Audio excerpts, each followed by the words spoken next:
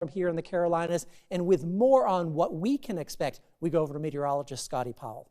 Yeah, thank you, Frank. So like we said, we're expected to see impacts here. Now, remember, this is all track dependent, so we could see a little bit more in the way of each of these things. So right now, we're thinking our high wind threat is on the lower side.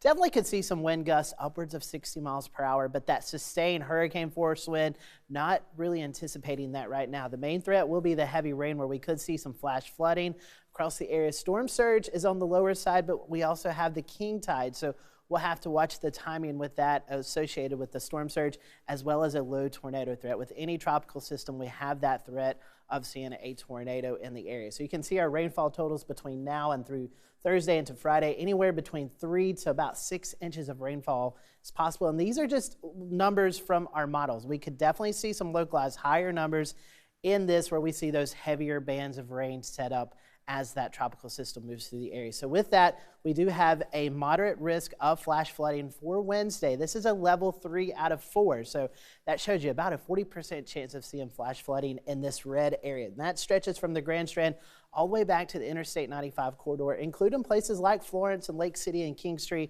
as well as here along the Grand Strand and Myrtle Beach Conway. So all of us watching has that chance of seeing that heavy rain with this system. Also, the storm surge with high tide on Wednesday at 7:45.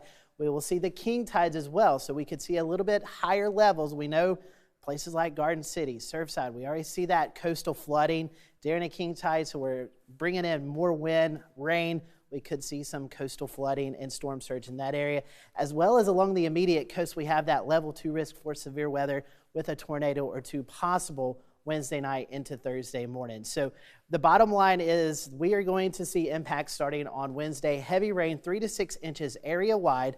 Moderate risk of flash flooding across the area. We do have a low tornado potential near the coast. Storm surge of 1 to 3 feet. And again, wind gust over 50 miles per hour possible.